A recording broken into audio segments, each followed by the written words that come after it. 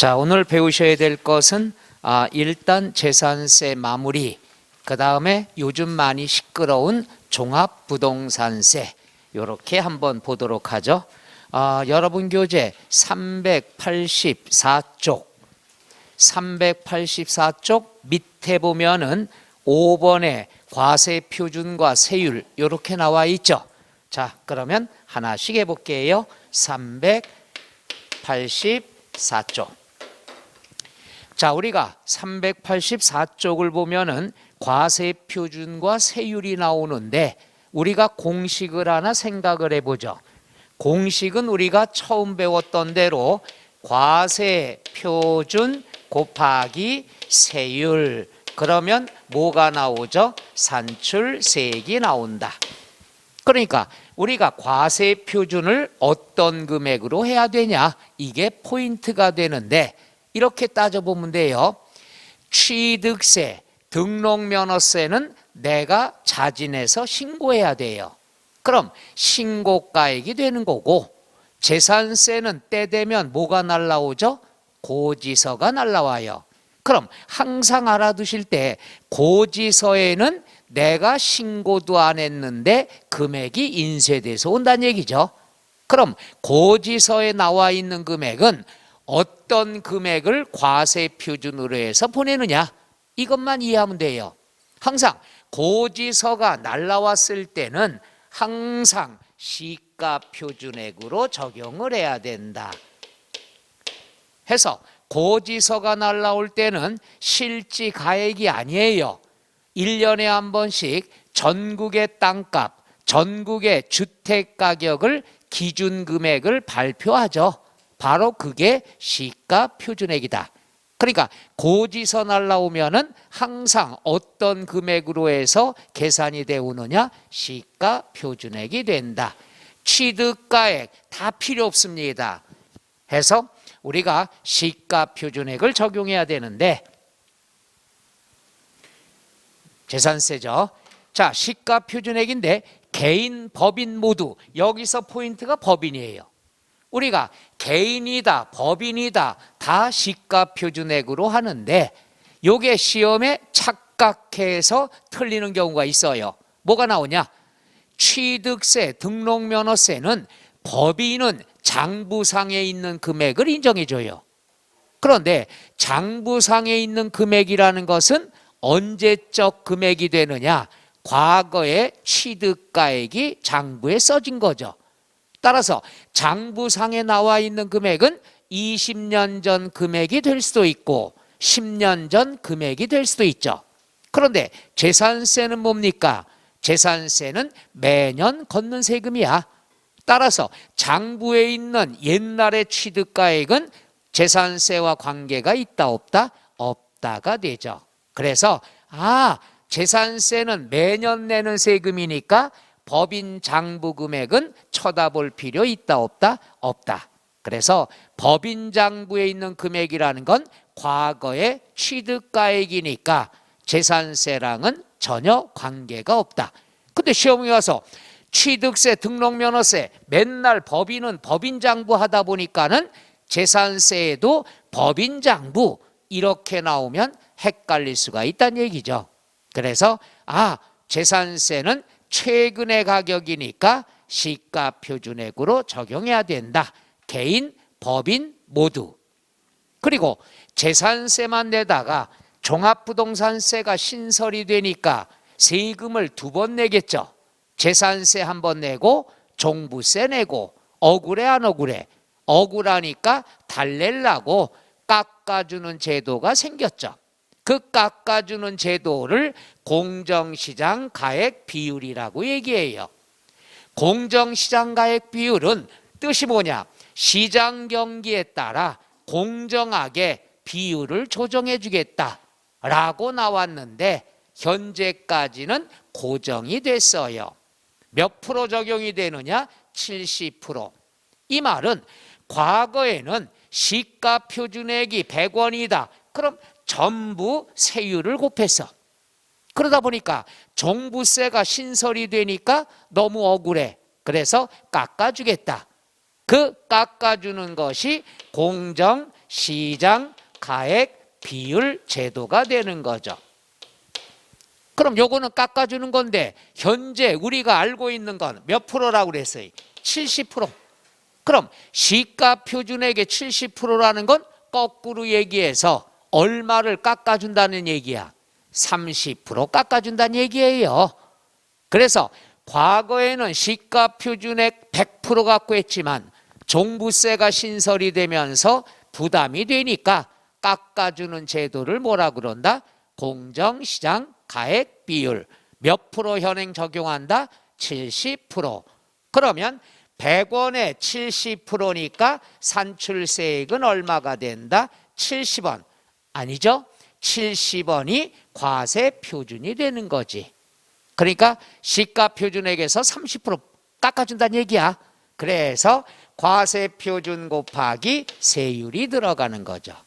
그래서 얘는 다른 세금은 없어요.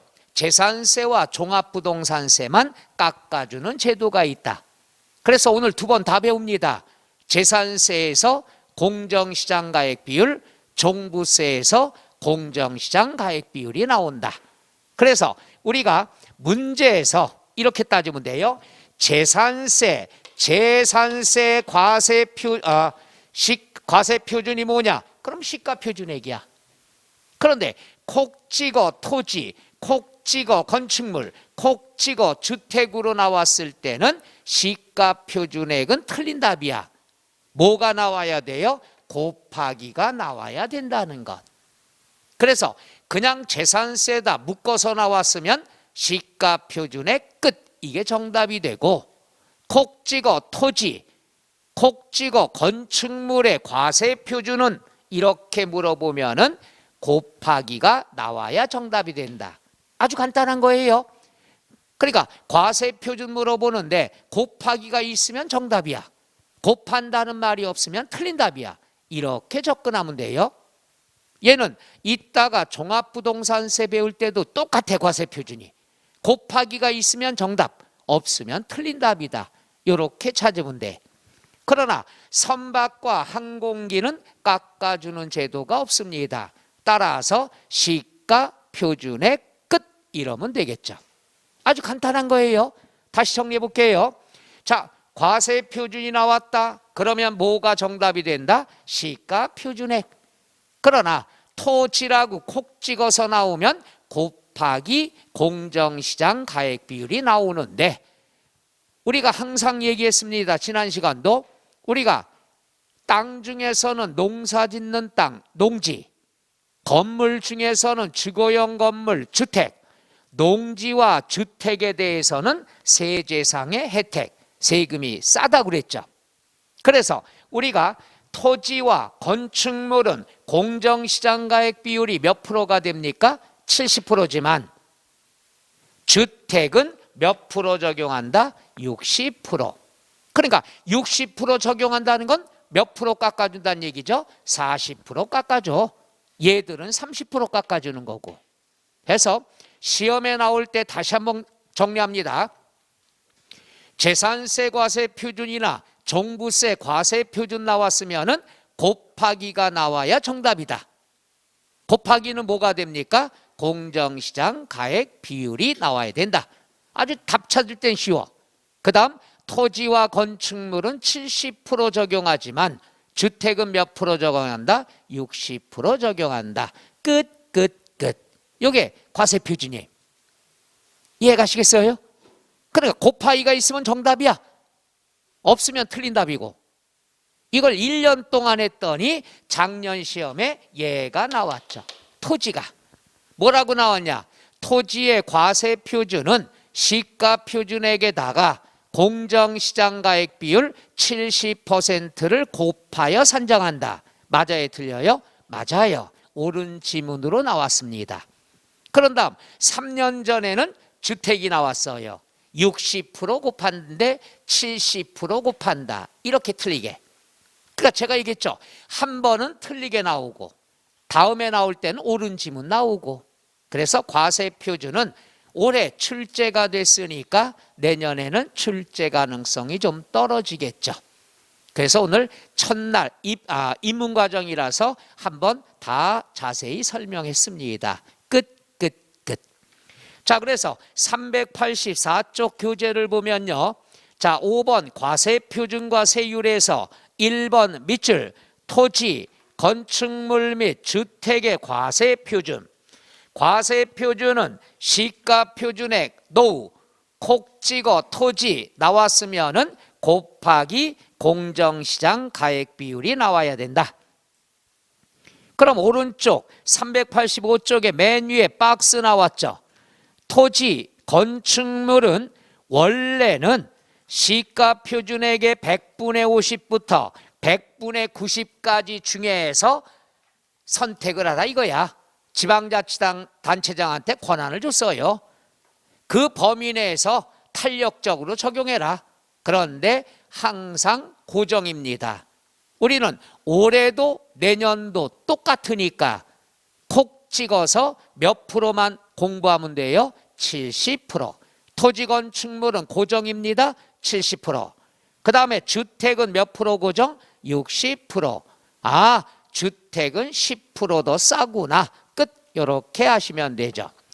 그 다음에 양괄호 3번 부동산 세율이 나와 있습니다. 세율이라는 건 체크하세요. 이건 입문과정에 배웠다 가출합니다. 그래서 세율에 관한 것은 우리가 다음 기본서 과정에서 설명을 해드리겠습니다. 그 다음에 맨 밑에 양괄호 6번 밑줄 탄력세율. 우리가 이런 거 배웠죠. 항상 이거예요. 취득세, 등록면허세, 재산세 똑같습니다. 얘들은 다 지방세야. 그럼 지방세에서 사용하는 세율의 이름을 뭐라 그런다? 표준세율. 표준세율은 정해져 있지만 지켜야 된다? 지키지 않아도 된다? 지키지 않아도 돼요. 왜? 표준세율이 나오면 탄력세율을 적용하게 되니까. 탄력세율이란 글자 그대로 표준세율의 100분의 50 범위 내에서 늘릴 수도 있고 줄일 수도 있다.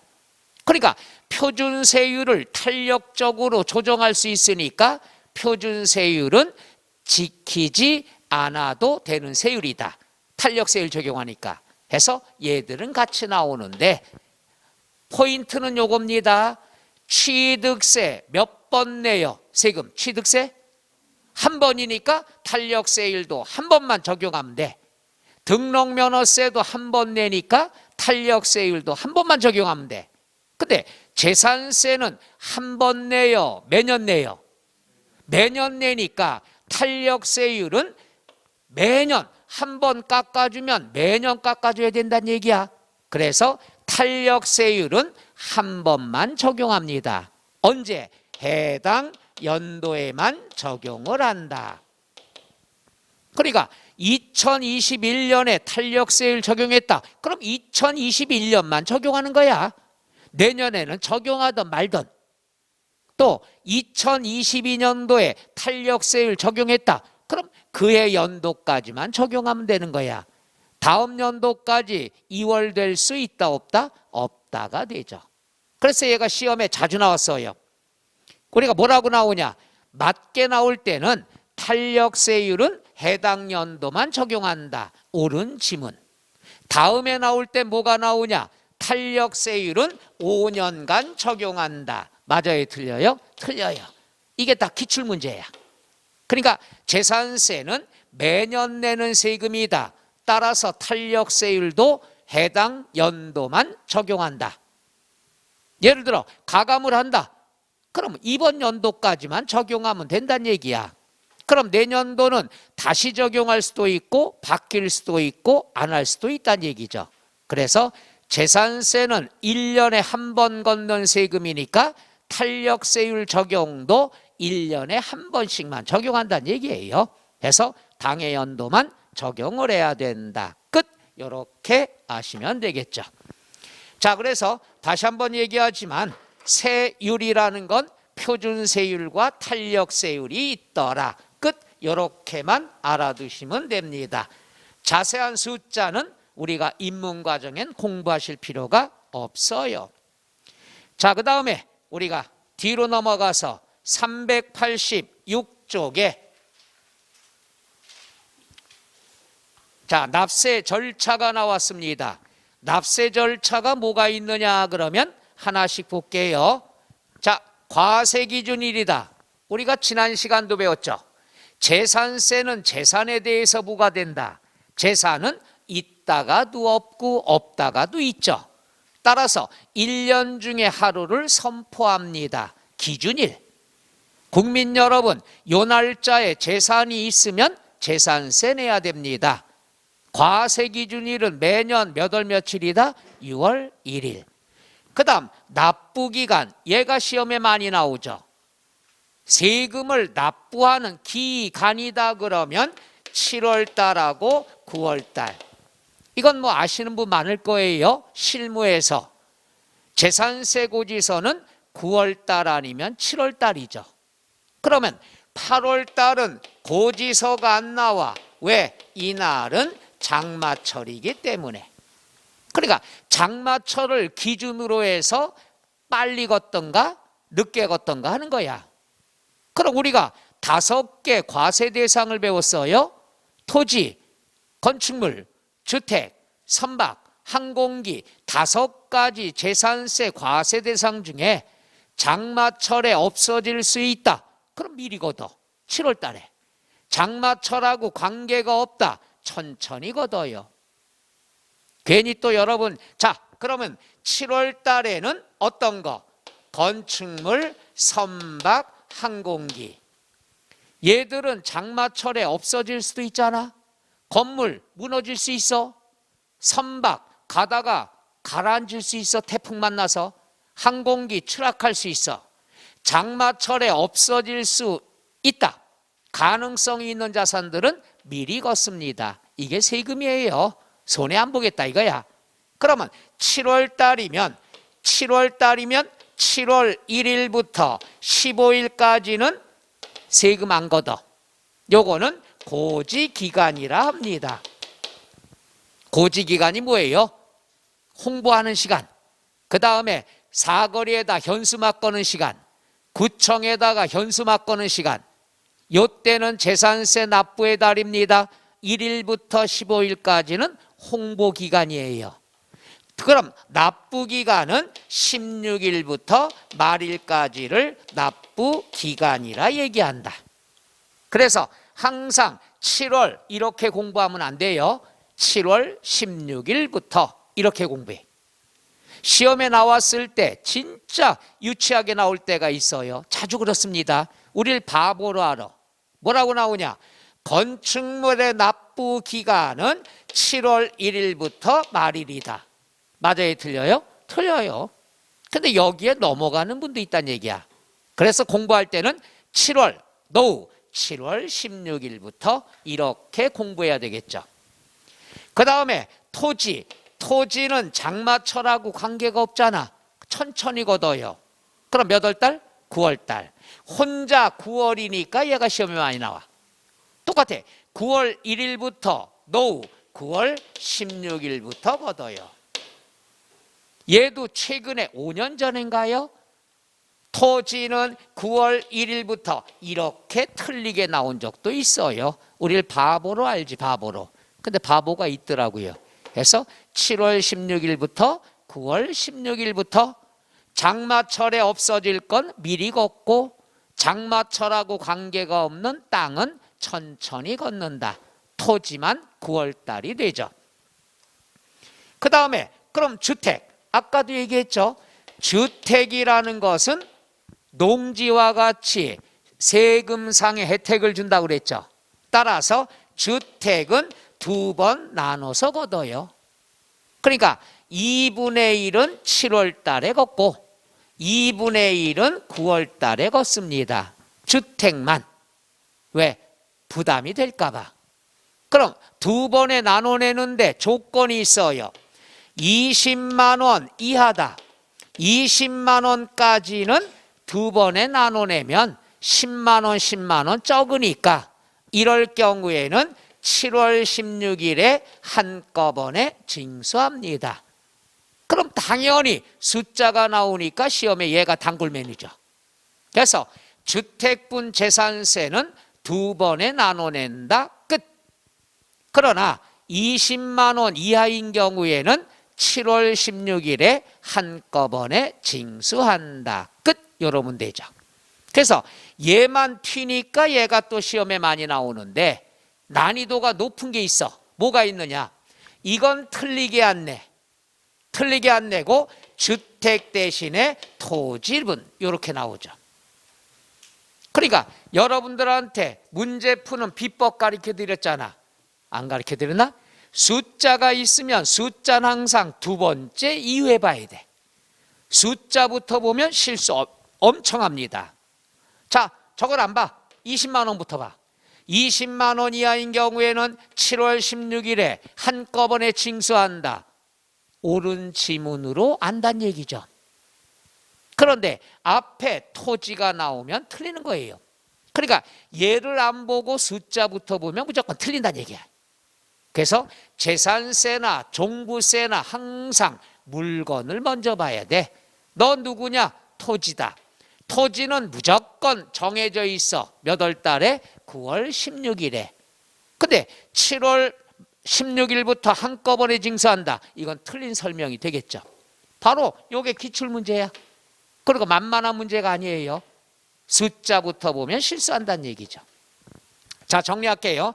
납부기간이다. 건축물, 선박, 항공기는 빨리 걷어요. 7월 16일부터. 그 다음 토지는 천천히 걷어요. 9월 16일부터. 주택은 7월달 2분의 1, 9월달 2분의 1. 그러나 주택분 재산세가 20만 원 이하면은 한꺼번에 7월 16일부터 징수를 한다. 끝. 자, 그 다음에 나와 있는 것 보세요. 그 다음 나와 있는 것 요거 하고 또 봐드릴게. 거기 나와 있는 대로 뭐가 있느냐? 고지서. 다른 거 보지 말고 때 되면 고지서 보낸다. 무슨 징수? 보통 징수. 그럼 고지서가 시험에 나오는데 고지서는 미리 보냅니다. 고지서는 늦어도 납기 개시 5일 전까지 발부한다. 고지서가 나온 건 요건 이따가 배운 종합부동산세도 똑같습니다. 고지서는 무조건 납기 개시 5일 전인데 5일 전은 알겠는데 납기 개시가 뭐냐? 이거예요. 자, 9월 16일부터 9월 30일을 납부기간 줄여서 뭐라고 그러죠? 납기라고 얘기해요. 납기는 납부기간 줄임말. 그럼 개시는 뭐냐? 시작하는 날이 개시일이 된다는 얘기죠. 그럼 고지서는 납기 개시 며칠 전까지? 5일 전까지. 예를 들면은 9월 16일이 납기다, 개시일이다. 그러면 늦어도 9월 11일까지는 고지서 보내라. 며칠 전까지? 5일 전까지. 요것만 알아두면 되겠죠. 자, 그럼 나와 있는 거 볼게요. 386쪽에 나와 있는 부가징수 하나씩 볼게요. 1번 과세기준일 매년 몇 월 며칠? 6월 1일. 6월 1일. 2번 납부기한은 토지는 9월 16일부터 건축물은 7월 16일부터. 허전하죠. 건축물 위에다 2개만 더 쓰죠. 선박, 항공기. 그러니까 선박, 항공기는 건축물하고 똑같이 몇 월 달에 걷는다? 7월 16일. 그 다음에 주택은 2분의 1은 7월 16일, 나머지 2분의 1은 9월 16일 두 번에 나눠서 걷는다. 그러나 산출세액이 20만 원 이하인 경우에는 한꺼번에 징수할 수 있다. 몇 월 달에? 7월 달에 7월 16일부터. 그 다음에 수시분이라고 나와 있습니다. 수시분이라는 건 여기 보세요. 수시 부가라고 하는데 이건 어떤 경우냐? 이렇게 보면 돼요. 이분이 하나 상식적으로 고지서는요, 내가 아파트가 3채가 있다. 그럼 고지서 몇 장 나올까요? 3장 나와. 이거 상식에 꼭 알아도 3장 나와야 되는데 이분이 아파트가 3채가 있어. 그럼 3장 보내야 되는데 2장만 보냈어. 1장이 누락이 됐어. 그럼 누락이 됐으면 야 이거 어떡하냐? 주택은 7월달 9월달에 걷어야 되니까 그럼 지금이 12월달 뒤늦게 발견했어. 고지서 2장 보낸 게 뒤늦게 발견돼 갖고 하나가 누락됐죠. 그럼 내년 7월까지 기다릴 필요 있다 없다? 없어요. 납기가 아무리 정해져 있지만 누락이 됐다 그러면 언제든지 수시로 거둘 수 있습니다. 이걸 뭐라 그런다? 수시 부과라 얘기하죠. 그 다음 두 번째 뭐냐? 수시 부과할 사유가 있을 때. 수시 부과할 사유가 있을 때라는 건 뭐냐? 우리끼리는 죄송해요. 이분이 해야 되겠어. 이분 했다가는 좀 혼날 것 같아서. 이분이 과거에도 보면 딴 분들은 7월까지 기다려줘. 9월까지 기다려줘. 납기가 정해져 있다는 건 기다려주겠다 이거야. 근데 이분은 못 기다려. 과거에 기다렸더니 세금을 떼어먹힌 경력이 있다. 또 지금 상태로 봐서는 주거지가 일정치가 않아. 맨날 옮겨다니며 살아. 세금을 그때까지 내년 납기까지 기다렸다가는 떼어먹힐 우려가 있다.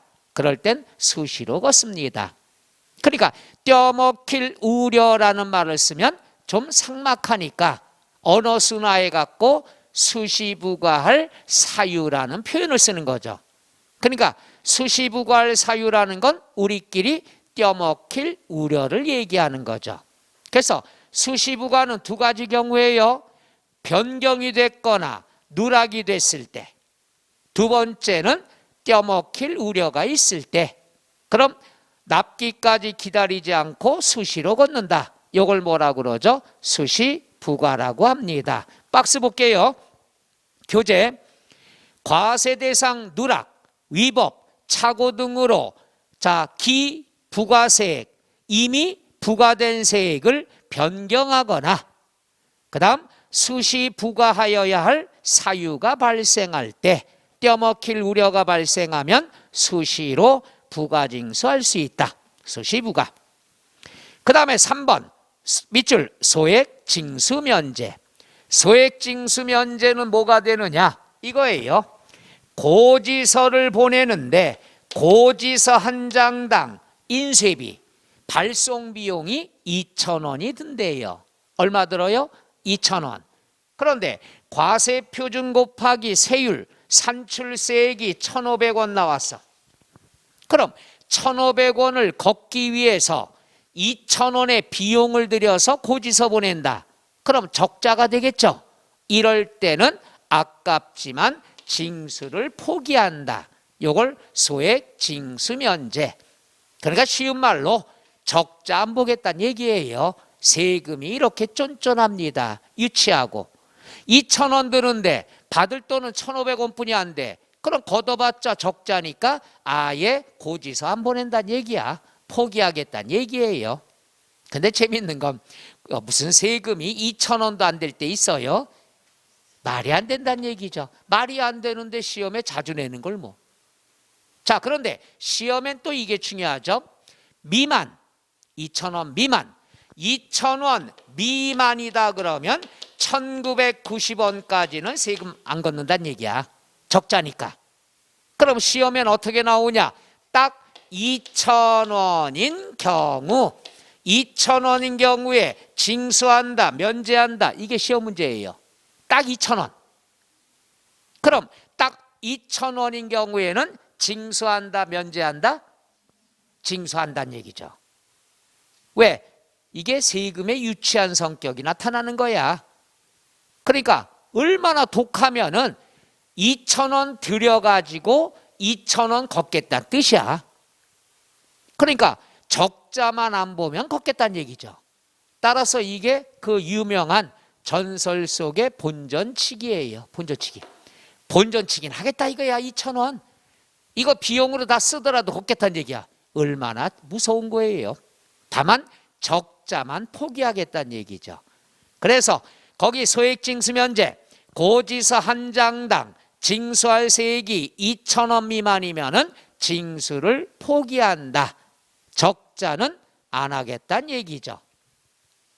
그 다음에 4번 밑줄 세부담 상한. 세부담 상한이라는 것은 우리가 꼭 알아둬야 됩니다. 이것은 종합부동산세랑 겹칩니다. 세부담 상한하고 좀 전에 배웠던 공정시장 가액 비율이 있죠. 이 두 가지는 재산세와 종부세만 있는 제도예요. 세부담 상한이라는 게 뭐냐 하면은 세부담 상한은 이거예요.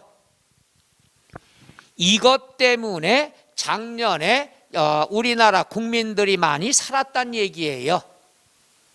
어떤 경우냐 그러면 볼게요. 상한이야 상한. 우리가 집값이 급등하죠. 집값이 급등하고 공시가격이 올라갑니다. 그럼 세금이 엄청나게 올라갔죠. 흔한 말로 세금 폭탄이란 말을 썼어요. 근데 이 제도 때문에 사는 거예요. 올해까지. 세부담 상한은 뭐냐? 아무리 세금이 많이 올랐어도 다 낼 필요 있다 없다? 없다. 여기까지만 내면 된다. 이게 상한선이 되겠죠. 그러면 토지와 건축물은 100분의 150. 초과되면은 낼 필요 있다 없다? 없는 거예요. 그럼 예를 들어서 이게 나옵니다. 2021년도 20년도 할까요? 21년도. 자, 납부세액이 100만 원이야. 근데 2022년에 산출세액은 납부한 게 아니에요. 과세표준 곱하기 세율에서 계산만 한 거야. 이게 500만 원이에요. 그러면 작년에 올해가 2022년 작년에 100만 원만 냈어. 근데 올해 계산해 보니까 집값이 급등해서 500만 원 계산이 나왔어. 그럼 작년에 100만 원 냈는데 올해 500만 원이면 부담돼요 안 돼요? 된다는 얘기야. 그럴 경우에는 500만 원 다 내지 않아도 된다. 상한선이 있다. 상한선이 뭐냐? 토지, 건축물이면 150%예요. 뭐의 150%냐? 요거는 전년도 납부세액에 대해서 150%란 얘기야. 100분의 150. 그럼 100만 원 곱하기 150% 하면은 얼마가 되는 거죠? 150만 원이 나온다. 이게 상한선이야. 따라서 올해 500만 원이 계산됐다 하더라도 낼 필요 없습니다. 얼마까지만 내면 돼? 150만 원. 상한선. 상한 뜻 이해가요? 그래서 재산세와 종부세가 올해까지 폭탄을 덜 맞은 게 이것 때문에 그런 거야. 상한선 때문에. 그러면 토지와 건축물은 150%인데 다 일정하니까 별로 중요한 게 아니야. 뭐가 중요하냐? 주택. 주택은 가격에 따라 세 단계로 나눕니다. 공부할 때 3억 이하, 6억 이하, 6억 초과. 그러니까 가격에 따라서 세금의 상한선을 주겠다 이거야. 그러면 우리가 이렇게 나오겠죠. 이번에는 뭐냐? 주택 3억 이렇게 나온다고. 그럼 3억 이하는 105%야. 그럼 100만 원 곱하기 105% 하면은 105만 원. 500만 원이 나왔더라도 얼마만 내면 돼? 105만 원. 작년보다 5만 원 늘어난 거야. 그러니까 3억 이하는 서민주택이니까 상한선을 이렇게 적게 준 거야. 세금 부담을 줄여주려고. 만약에 6억짜리다. 그러면 100분의 얼마? 110%. 그러면 110만 원만 내면 되는 거야. 그 다음에 뭐라고 돼 있어? 6억 초과니까 7억. 7억이면은 130%가 되는 거죠. 그래서 최대 130만 원만 내면 되는 거야. 계산 문제도 충분히 나올 수가 있고요. 너무 쉬우니까. 그래서 주택 위주로 공부합니다. 3억 이하, 6억 이하, 6억 초과, 105, 110, 130. 그럼 최근에 나온 게 바로 요겁니다. 최근에 뭐라고 나왔냐? 우리가 주택은 가격에 따라서 세 단계가 있잖아. 근데 최근에 나온 건 주택의 세부담 상한은 100분의 150이다. 맞아요? 틀려요? 틀려요. 주택은 150이란 숫자가 없는 거야. 105, 110, 130이 있는 거지. 가격에 따라. 근데 최근에 나온 건 주택의 세부담 상한은 100분의 150이다. 틀린 지문으로 나온 경우가 있습니다. 그러니까 이번에 나오면 옳은 지문으로 나올 수가 있겠죠. 그래서 세부담 상한이라는 건 전년도 납부세액 중에서 일정 비율까지만 상한선을 인정해 주겠다. 초과하면은 초과액은 없던 것으로 본다. 그럼 토지와 건축물은 100분의 얼마? 150. 그 다음에 주택은 가격에 따라 세 단계가 있다. 3억이야? 6억이야? 6억 초과. 105, 110, 130. 요것만 여러분이 좀 신경 쓰면 되겠습니다. 그래서 양과로 3번 교재 원칙이 150% 이렇게 나와 있죠. 원칙 이렇게 쓰면 공부할 때 헷갈려. 원칙 위에다 쓰세요. 토지, 건축물 끝. 그러니까 원칙이라고 공부하시지 말고 토지와 건축물로 콕 찍어서 공부합니다. 토지와 건축물은 150%인데 단 주택은 밑줄 3억이야, 6억이야, 6억 초과. 105, 110, 130. 세부담 상한은요, 이따가 종부세 할 때 한 번 더 비교 설명해 드릴게요. 오늘 알아둘 것, 이번 시간에 알아둘 것, 재산세와 종부세 공통적인 건 두 개 꼭 알아둬요. 하나는 뭐가 될까요? 공정시장 가액 비율 제도가 있다. 그 다음에 세부담 상한 제도가 있다. 그 두 가지는 재산세, 종부세만 있는 제도다. 끝! 이러면 되겠죠. 그 다음에 5번 부가세. 재산세는 항상 뭐가 쫓아다니냐? 밑줄 지방교육세 20%. 재산세는 지방교육세가 쫓아다닌다. 이걸 부가세라 얘기하죠. 20%. 그 다음에 6번 됐고요. 7번 동그라미 분납. 분납이라는 것은 우리가 조세총론 개강 때 배웠는데 두 번에 나눠내는 걸 분할납부, 줄여서 뭐라고 그러죠? 분납이라 합니다. 그럼 세금은 다 일시불인데 왜 얘는 두 번에 분할납부할 수 있느냐? 금액이 크니까. 그럼 얼마를 기준으로 하느냐? 밑줄 납부세액이 250만 원 초과하면은 두 번에 나눠낼 수 있다. 그러니까 숫자가 시험에 나오는 거예요. 250만 원 초과하면 분납할 수 있다. 근데 이거죠. 분납은 알아두셔요. 두 번에 내야 돼. 세 번, 네 번 없어요. 두 번에 나눠내는 걸 분납이라 한다. 그러면 나 이거 세금 많이 나왔어. 그러니까 나 한 번 내고 1년 있다 낼 거야. No. 그 기간은 2개월 이내 분납을 해야 된다. 그러니까 이거예요. 한번 해보면 내가 납부를 했다. 예를 들어서 7월 말에 납부를 했다. 그럼 나머지는 몇 개월 이내라고 그랬죠? 2개월. 그러면 8월 말, 9월 말, 늦어도 9월 말까지 납부를 해야 된다. 그래서 한 번 납부하고 몇 개월 이내, 2개월 이내 내야 된다. 이걸 분할납부라 얘기하죠. 그래서 납부할 세액의 일부를 납부기한이 지난 날부터 동그라미 몇 개월 이내, 2개월 이내 분납을 해야 된다. 그러니까 생색을 내는 거죠. 그 다음에 물납. 물납은 뭐냐? 물건 납부를 줄여서 물납이라 얘기합니다. 물건 납부. 이건 또 뭐냐? 금액이 너무 크니까 현금을 마련할 시간이 없어. 이런 걸 대비해서 물건으로도 세금을 받습니다. 요건 재산세만 있는 제도예요.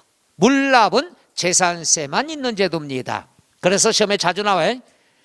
조건, 그럼 얼마가 납부세액이 1,000만 원 초과할 때만 물건 납부를 인정해 준다. 1,000만 원 초과. 근데 물건이라고 그러면 도대체 무엇을 얘기하느냐? 부동산만 됩니다. 뭐만 돼요? 부동산. 그 다음에 중요한 것 앞에다 밑줄, 관할 구역에 있는 부동산. 그러니까 부동산만 되는데 관할 구역이라는 말이 포인트예요. 자, 우리가 지난 시간에 요거 배웠죠? 재산세는 지방세면서 시, 군, 구세라고 얘기했죠. 따라서 이게 관할구역이야. 예를 들어서 내가 경기도 남양주시에 아파트가 있다. 세금이 1억 나왔어. 야, 나 이거 돈 마련할 수 없어. 물건으로 납부할 거야. 그럼 물건은 부동산만 되는데 어디 있는 부동산만 된다? 남양주시에 있는 부동산만 받아줘요. 왜 그러냐? 상식적으로 봐. 물건으로 세금을 내면 이 세금은 남양주시 재산이 되는 거예요. 그럼 관리하기 편하려면은 남양주시가 관할구역이야. 여기 안에 있는 부동산만 물납이 허용된다는 것. 근데 내가 남양주시에 살고 있는데 제주도에 있는 땅으로 세금 낸다. 그럼 제주도 땅이 남양주시 재산이 되는 거죠. 관리하고 유지하기 힘들어. 이럴 경우에는 거부할 수가 있습니다. 야, 이거 안 돼. 관할구역 안에 부동산만 물납을 받아준다. 관할구역이라는 건 시, 군, 구를 얘기하죠. 경기도 성남시다. 그럼 성남시 안에 있는 부동산만. 서울특별시 강남구다. 강남구에 있는 부동산만. 관할구역 뜻 이해 가나요? 강원도 영월군이다. 그러면 영월군 내의 부동산이 관할구역이 된다는 얘기죠. 그래서 이 물납이라는 건 1,000만 원 초과해야 되고 관할구역 안에 있는 부동산으로만 됩니다. 그럼 얘가 시험 나올 때 이렇게 나오죠. 관할구역에 관계없이 이렇게 나오면 틀린 지문이고 관할구역 안에 있는 부동산만 이런 맞는 말이 되겠죠. 그래서 물납은 재산세만 있는 단원입니다. 그래서 올해 나올 때가 됐다. 강의했더니 진짜 출제가 됐습니다. 따라서 내년에는 분할납부 위주로 나오지 않겠느냐 조심스럽게 예상을 해봅니다. 끝. 뭐 1월부터는 더 자세히들 배울 거니까. 여기까지가 지방세에 관한 걸 배웠습니다. 보세요. 취득세, 등록면허세, 재산세 요 세 가지에 관한 것을 배웠습니다. 그 다음에 종합부동산세는요. 두 번째 시간에 배우겠지만 참 말썽 많은 세금이죠. 그래서 우리가 저번 시간에도 얘기를 했지만은 우리가 지금 조세정책이 어떻게 된다고 그러죠? 조세정책이 거래세는 완화한다고 그랬죠. 그 다음 보유세, 종부세는 강화한다고 그랬죠. 원래 간단히만 해볼게요. 원래 어떻게 돌아가야 되느냐 그러면 우리가 취득세, 재산세, 종부세, 양도소득세, 사고 파는 걸 거래세라고 그래. 거래세는 완화를 해야 돼. 그 다음 요건 보유세라고 그래. 보유세는 강화를 해야 돼. 이게 조세정책의 가장 모범적인 라인이에요. 우리나라도 앞으로 이렇게 갑니다. 근데 지금 뭐가 힘드냐면은 어떻게 돼요? 취득세도 강화. 그 다음에 보유세도 강화. 양도소득세도 강화. 갖고 있을 수도 없고 팔 수도 없고 그러다 보니까 어떻게 돼? 매물이 딱 끊기는 거죠. 그래서 제가 예상했잖아요. 양도소득세 완화책이 나올 거다. 이게 나와야 매물이 나올 거 아니야. 근데 그게 귀에 들렸나 봐. 지금 논의 중인 게 다주택자의 양도소득세를 완화하면 어떻겠느냐. 여당 야당은 하는데 정부에서는 아니다, 완화하면 안 된다, 일관성이 떨어진다. 지금 이렇게 논의 중이지만 결국 국회 통과되는 건 확실시가 된다는 얘기죠. 다만 이게 이번 달 12월 달 임시국회가 12월 말까지 남았으니까. 그리고 항상 세금은요, 세법은 12월 말 새벽에 무더기로 통과가 제일 많아요. 지금 논의 중입니다. 요 다주택자 매물 나오게끔 세부적인 것도 지금 나왔습니다. 세부적인 것도 뭐냐, 유예를 하자. 1년간 유예를 하는데 6개월 이내 팔면은 전부 면제, 증가세 안 하고, 그 다음에 몇 개월 이내 하면 또 몇 프로 감면하고, 이렇게 세밀한 것까지 지금 논의가 중입니다. 거의 통과되는 건 확실시가 되죠. 왜냐하면 서로 간에 선거 그 공약 중에 하나가 이게 지금 들어가고 있어요. 거기다 어떤 분은 종부세를 한쪽에서는 폐지하자, 한쪽에서는 강화해야 된다 했다가 강화하는 팀이 종부세도 완화를 해야 된다. 지금 이렇게 들어가요. 그래서 개정될 건 종부세 완화책, 1세대 1주택자, 그 다음에 양도소득세는 다주택자는 완화 좀 해줘야 되겠다. 중과세율을 좀 연계하자.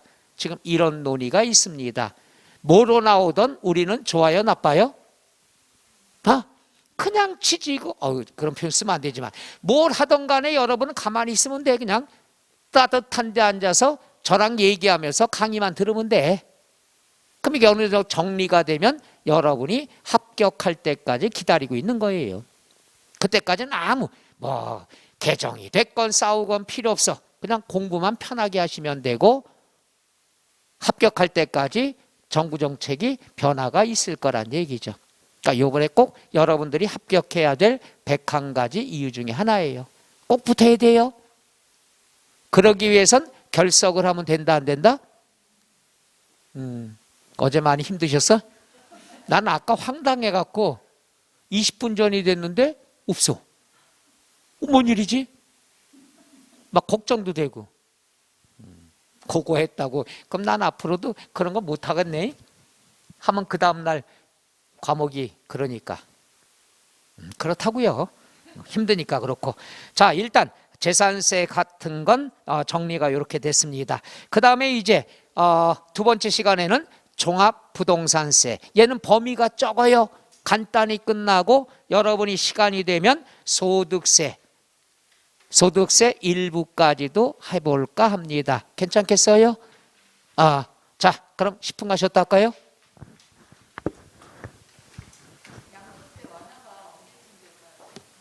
그 양도세 완화책이 지금 임시국회를 통과해야 되니까.